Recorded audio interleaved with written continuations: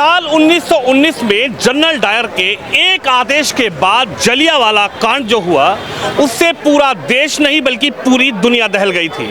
लेकिन आज वो तस्वीर नई जनरेशन को दिखाने और बताने के लिए कि क्या थे अंग्रेज और किस तरीके से जनरल डायर की वो क्रूरता उस वक्त जलियांवाला बाग में देखने को मिली थी जब सैकड़ों निहत्थे लोगों पर एक आदेश के बाद फायरिंग हो गई थी। सर कैसे देख रहे हैं ये फिल्म जो आई है केसरी 2, इसको किस तरीके से देखा जा रहा है? नहीं, बहुत अच्छा है। देखिए हमारी जो न्यू जनरेशन है वो इस चीज़ को भूल चुकी थी। उनको केवल जलियांवाला बाग याद है, लेकिन उन्हें पता है, लेकिन ये नहीं पता कि उस जलियांवाला बाग एक्चुअल में हुआ क्या था वहाँ पर। तो इस फिल्म के ज़रिए न्यू जनरेशन को ये बता दिया गया है कि अंग्रेज़ों ने कितना जुल्म हम लोगों पे किया था, तब कितनी मुसीबत के बाद में ये देश आज़ाद हुआ था। उस चीज़ के बारे में आज ये न्यू जनरेशन जानेगी, तब उनको समझ में आएगा कि कितनी परेशानी के बाद में ये देश आज़ाद हो पाया था। आप क्या कहेंगी? मैं देख रहा हूँ कि जो लड़कियां हैं ना, गर्ल्स हैं, वो बहुत अंदर से फिल्म देख कर आई हैं। क्या कहेंगी जो टीन एज हैं वो बच्चे ज़रूर फिल्म देखने गए हैं, और ख़ासकर ये फिल्म एक ऐसे इतिहास से जुड़ी है जो अमृतसर से जुड़ा है। और 1919 में जो हुआ हमने किताबों में पढ़ा, आपने भी पढ़ा होगा, हमने भी पढ़ा होगा, लेकिन किताबों का ज्ञान हम किसी को बांट नहीं सकते ज़्यादातर। भाई ठीक है, वो ज्ञान अपने पास तक रहता है, लेकिन फिल्मों के द्वारा जो ज्ञान मिलता है 1919 की ये घटना, क्या कहेंगी जलियांवाला बाग पर, अक्षय कुमार की इस फिल्म पर? यार ये फिल्म केसरी चैप्टर 2 मुझे लगता है एक बहुत संवेदनशील मुद्दे पर है, और फिल्म को जिस तरीके से दिखाया गया है बहुत कमाल तरीके से दिखाया गया है। काफ़ी जगह गूज़बम्स आ जाएंगे। और आप कह रहे हैं किताबों का ज्ञान, लेकिन किताबों में हमने इस वकील के बारे में नहीं पढ़ा है जिसने हमें वहाँ इंसाफ दिलाया। हमें सिर्फ इतना पता है कि एक हत्याकांड हुआ, जेनोसाइड किया अंग्रेज़ों ने हम पर, उससे ज़्यादा हमें नहीं पता था, मुझे तो नहीं पता था। तो मुझे लगता है, और जो फिल्मों के माध्यम से मुझे लगता है जो हम एक फिल्मों में देखते हैं, तस्वीरों में ज़्यादा देखते हैं या सुनते हैं, हमें ज़्यादा याद देता है खुद पढ़ने से ज़्यादा। तो मुझे लगता है आपको अपने बच्चों को आकर के भी ये फिल्में दिखानी चाहिए।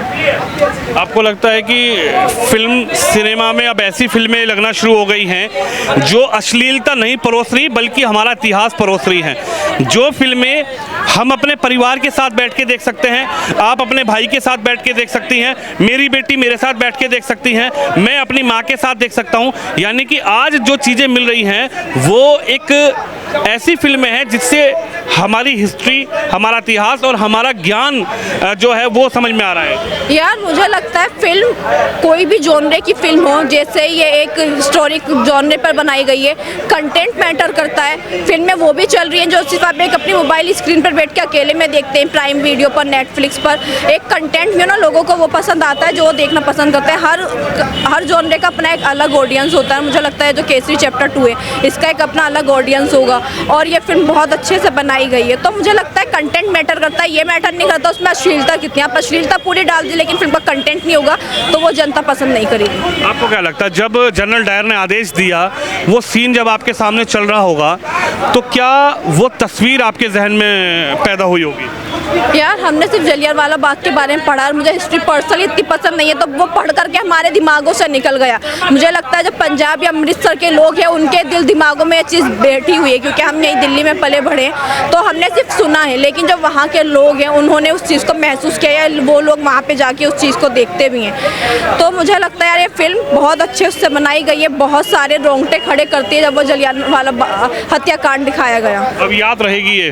बिल्कुल याद रहने वाला है, हमेशा। बिल्कुल। कहेंगे किस तरीके से जो दर्शाया गया फिल्म के अंदर केसरी 2, कुछ लोग, मैं देख रहा था कि भावुक भी हो रहे हैं इस चीज़ को देखते हुए कि भाई आज भले हम अंग्रेजी पढ़ रहे हो, अपने बच्चों को इंग्लिश स्कूल में डालना चाहते हैं, बेटर अंग्रेजी बच्चों को सिखाना चाहते हैं, लेकिन उन अंग्रेजों ने हमारे भारतीयों के साथ जब राज कर रहे थे तो किस तरीके का बिहेव किया?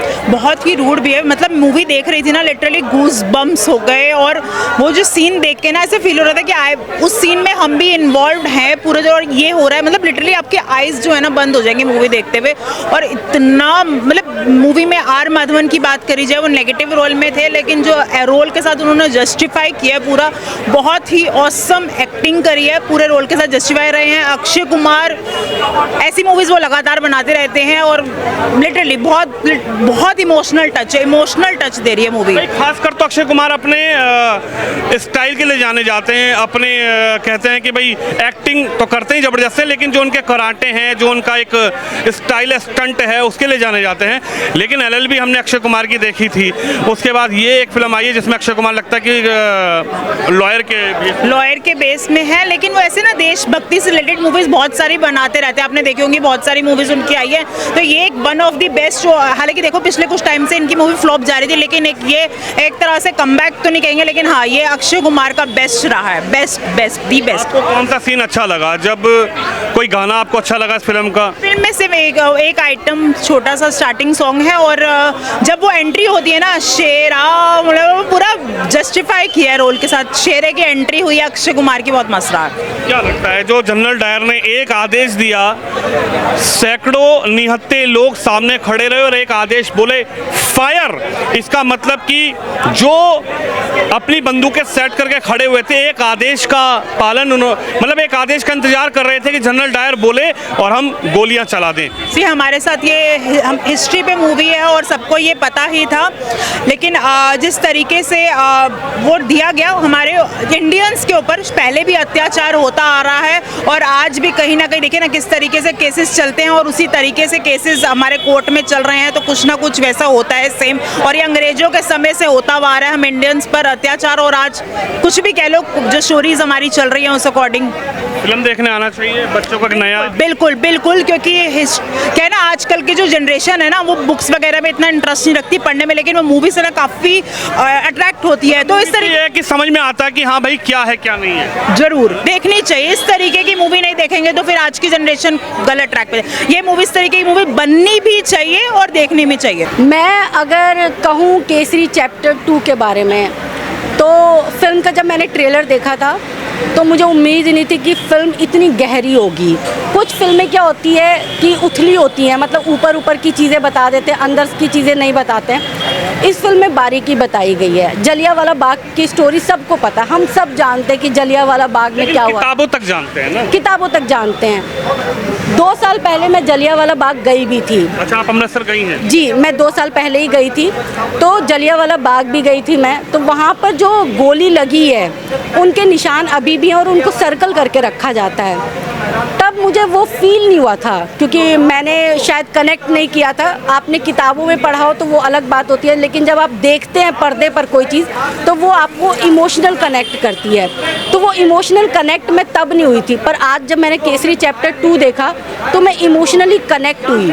मैंने वो अपने आप को मैंने देखा कि भाई क्या हुआ था, चीज़ें जलियांवाला बाग में किस तरह से चीज़ें चली थी, किस तरह से निर्दोष विजुअली उसको दिखाया गया एक फिल्म के माध्यम से, एक थिएटर के सिनेमा पर आपने विजुअली जब देखा तो जो आंखों ने देखा वो जहन के अंदर आया कि जैसे ही जनरल डायर, वो क्रूर कह सकते हैं कि जनरल डायर ने जैसे ही आदेश दिया फायर, उसके बाद जो हुआ, जो तस्वीर सामने देखी गई, छाती पर गोली खा गए लेकिन पीठ दिखाकर पीछे नहीं भागे। जनरल डायर बोलता रहा, फायर करते रहे, लेकिन जो घटना हुई वहां पर वो दर्शाता है कि भारतीयों में कितनी मजबूत ताकत है और वो इन अंग्रेजों से डरे नहीं। हाँ बिल्कुल, और साथ ही साथ इस फिल्म में जो ज़्यादातर अगर आप हिस्सा देखेंगे तो 10% जो है वो आउटर हिस्सा है और 90% जो है वो कोर्ट के अंदर का हिस्सा दिखाया गया है। कोर्ट का हिस्सा देखने के बाद ना आपके रोंगटे खड़े हो जाते हैं। हर एक सीन वो आपको मजबूर कर देता है, उत्सुक कर देता है कि अगला सीन क्या होने वाला है, अब आगे क्या होगा। पूरी फिल्म एक बोल सकते हैं उत्सुकता पैदा करती है। ये पूरी फिल्म देखने के बाद मेरे रोंगटे खड़े हो गए और मुझे ये फिल्म दोबारा तिबारा भी अगर देखने को मिले तो मैं देख सकती हूँ। अक्षय कुमार की अगर मैं बात करूँ तो पिछले 2 साल से उनका करियर ग्राफ बहुत लो चल रहा था। अक्षय कुमार को लोग बोल रहे थे रिटायर हो जा, बुढ़ा हो गया है। लेकिन शेर कभी बुढ़ा नहीं होता। अक्षय कुमार ने इस फिल्म के ज़रिए एक बार फिर साबित कर दिया कि मैं ही अक्षय कुमार हूँ, मैं ही खिलाड़ी कुमार हूँ। और देख 15-20 फिल्में अगर फ्लॉप भी हो गई ना तो मेरा करियर नहीं डूबने वाला, मैं फिर से खिलाड़ी कुमार बन के उभरूंगा। और दिखा दिया। समुद्र की जाती हुई लहरों से कोई ये ना समझे कि ये आशियाना डूब चुका है। बिल्कुल नहीं, अक्षय कुमार ने साबित कर दिया है। और अक्षय कुमार की इस फिल्म ने ये साबित कर दिया है कि अक्षय कुमार कितने बड़े एक्टर हैं। और साथ ही साथ अक्षय कुमार के करियर की बेहतरीन फिल्मों में से इस एक फिल्म का भी जिक्र होगा। और रही बात अनन्या पांडे की, तो अनन्या पांडे को अभी तक हम नाजुक कली के तौर पर जानते थे कि भाई वो तो बारबी डॉल है, वो तो स्टार किड है, खूबसूरत है, उसके अलावा अनन्या पांडे में कुछ भी नहीं है। बट अनन्या पांडे इस फिल्म में कमाल की लगी है। अनन्या पांडे ने बहुत अच्छा काम किया है, खूबसूरत तो है ही, खूबसूरत एक्टिंग भी की है। अनन्या पांडे को देखने के बाद मुझे रियलाइज़ हुआ कि अनन्या पांडे जो है वो आलिया भट्ट के मुकाबले जा सकती है अगर वो अपने ऊपर मेहनत करे तो। स्टार किड का टैग हटाए और फिल्मों का सिलेक्शन अगर अच्छा हो तो अनन्या पांडे बड़ी स्टार बन सकती है, बॉलीवुड पर राज कर सकती है। और आर माधवन तो हीरो बना लो, सपोर्टिंग एक्टर बना लो, विलन बना लो, भाई वो बंदा कहाँ जाके कहाँ जाके रुकेगा? आर माधवन जी कहाँ रुकोगे भाई? कमाल का काम करते हो, बॉर्न एक्टर हो, पैदाइशी बोलते हैं ना, पैदाइशी एक्टर, तो पैदाइशी एक्टर है हमारे आर माधवन जी। आर माधवन जी का काम शानदार काम है। भले ही बहुत ज़्यादा डायलॉग नहीं था इस फिल्म में, लेकिन उसके बाद भी उनके फेस एक्सप्रेशन, उनकी डायलॉग डिलीवरी, एक्टिंग बहुत अच्छी। मतलब अक्षय कुमार अगर सुपर डुपर है तो वो भी सुपर है आर माधवन। पर्सनल सवाल आपका, आप मैरिड हैं? हाँ बिल्कुल, मैं शादीशुदा हूँ। क्या लगता है कि बच्चों को लेकर आना चाहिए, फैमिली के साथ यहाँ पर फिल्म देखनी चाहिए? ये फिल्म बच्चों के लिए एक प्रेरणादायक रहेगी कि साहब जलियांवाला बाग बताते हैं, क्योंकि आजकल सब चाहते हैं कि मेरे बच्चे इंग्लिश स्कूल में पढ़ें, अंग्रेजी सीखें, अंग्रेजों की तरह बिहेव करें, अंग्रेजी की तरह एटीट्यूड लेकर आएँ, लेकिन ये हकीकत है उन अंग्रेजों की, जनरल डायर की, जो क्रूरता के साथ उन्होंने अमृतसर में तस्वीर आज जलियांवाला कांड किया था। देखो इस फिल्म को ना ए सर्टिफिकेट मिला है। ए सर्टिफिकेट का मतलब है कि इस फिल्म को ना बच्चे जो हैं वो नाबालिग नहीं दे सकते। लेकिन मैं सेंसर बोर्ड से एक सवाल करना चाहूँगी कि क्यों नहीं देख सकते? हम अपने बच्चों को अंग्रेजों के स्कूल में तो पढ़ाते हैं, हमारे बच्चों को हम ये बोलते हैं कि प्लीज़ टॉक टू इंग्लिश।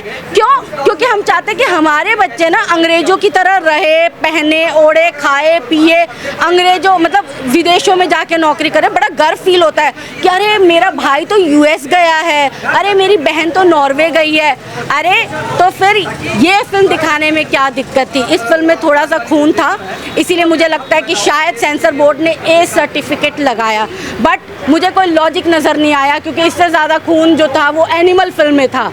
इससे ज़्यादा खून खराबा एनिमल फिल्म में दिखाया गया था, वो बच्चों के लिए डेंजरस नहीं था। जो चीज़ें हमें इतिहास के बारे में अच्छा बताती है, जो चीज़ें हमें गौरव महसूस करवाती है, सरकार या सेंसर बोर्ड, सरकार नहीं कहूँगी, सेंसर बोर्ड उस पर क्यों लगाम लगाना चाहते? क्यों नहीं चाहते कि हमारे बच्चे देखें, सीखें, आगे बढ़े? क्यों नहीं वो इतिहास को मतलब चाहते हैं कि दिखाएं हम अपने बच्चों को? तो ये दोहरा रवैया है। टीनेज के बच्चों को लेकर आएंगे, टीनेज वालों को आना चाहिए। बिल्कुल, मैं तो अपनी सास युवा पीढ़ी, मैं अपनी सास, अपने हस्बैंड, अपने बच्चों सबको लेकर ये फिल्म ज़रूर दिखाऊंगी और बोलूँगी कि देखो कैसे लड़ी जाती है अपने अधिकारों की लड़ाई। उस बंदे ने, जब अंग्रेजी साम्राज्य था, जब हम गुलाम थे, तब उस बंदे ने लड़ाई लड़ी अपने अधिकारों के लिए। आज की डेट में हम अपने अधिकारों को छोड़ देते हैं। अरे लड़ो, अपने अधिकारों की लड़ाई लड़ो, तभी आज़ादी मिलेगी। गुलाम बन के नहीं जी सकते। ये फिल्म जो है मोटिवेट करती है। तमाम लोग जो हैं वो कुछ भावुक भी हो रहे हैं कि भाई जो अंग्रेजों ने किया हमारे साथ, खासकर जनरल डायर को तो कोई भूल नहीं सकता कि कितने निहत्थे सिखों पर, कितने निहत्थे भारतीय लोगों पर उसके एक आदेश के बाद जो फायरिंग हुई और उसके बाद जो तस्वीर जलियांवाला कांड जो देखने को मिला, क्या कहेंगे सर? आज भी गोलियों के निशान हैं वहाँ पे। बिल्कुल वो निशान है और वो अपने आप में बताते हैं जो हमें मूवी में दिखाया गया है। तो इसके लिए यही बोलूँगा कि लोगों को मेजॉरिटी में रहना चाहिए और गलत के खिलाफ हमेशा बोलना चाहिए। पहले भी और आज भी कुछ भी गलत होता है उसके लिए इकट्ठा होकर मेजॉरिटी में वो आवाज़ उठानी चाहिए, और वो इस मूवी में दिखाया गया है। और बहुत अच्छे से अक्षय कुमार ने जो रोल अपना किया है, एक वकील, एक लॉयर का रोल किया है, बहुत बढ़िया तरीके से। उसमें अनन्या पांडे का भी काफ़ी अच्छा रोल रहा है, और आर माधवन ने भी लास्ट में जो बोला कि मैंने गलत किया, मतलब वो गिल्टी फील किया, वो भी बहुत अच्छे से, उसका रोल भी बहुत अपनी जगह अच्छा यानी है। लोगों को थिएटर आना चाहिए, अपने बच्चों को खासकर लेके आना चाहिए। बिल्कुल लेके आना चाहिए और दिखाना चाहिए। जनरेशन जो है वो अंग्रेजी की तरफ जा रही है, लेकिन जो इतिहास है हमारा, जिन अंग्रेजों ने हमारे पर राज किया, जिन अंग्रेजों की वजह से हमारे काफ़ी लोगों को शहादत देनी पड़ी, उन अंग्रेजों का असली इतिहास है क्या, वो यहाँ देखना चाहिए। बिल्कुल, चाहे वो अंग्रेज हों चाहे वो मुग़ल हों, सब ने आके हम पे राज किया। तो इंडियंस को इन चीज़ों को समझ के और डिवाइड एंड रूल पे ना जाके आपस में मेजॉरिटी रह के उस चीज़ को देखना चाहिए और सीखना चाहिए आगे।